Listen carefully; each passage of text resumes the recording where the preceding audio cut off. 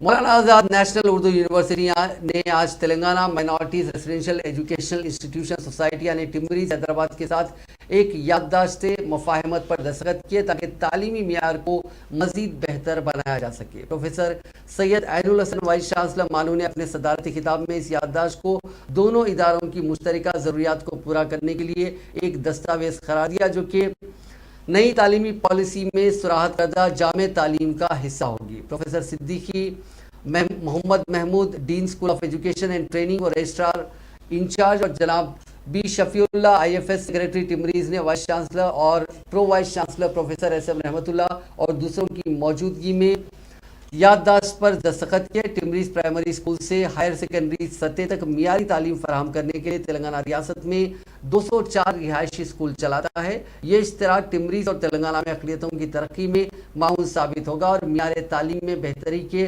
مختلف عوامل سے متعلق تحقیق کا موقع فراہم کرے گا۔ اسے مانو اور ٹمریز کو اساتذہ کے تربیتی پروگرام منعقد کرنے میں بھی مدد ملے گی۔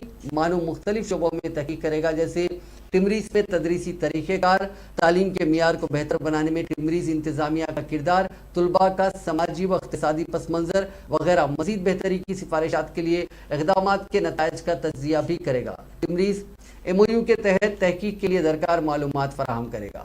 اس معاہدے کی میعاد 3 سال کی ہوگی جس کے بعد اس کی دوبارہ تجدید کی جا سکتی ہے۔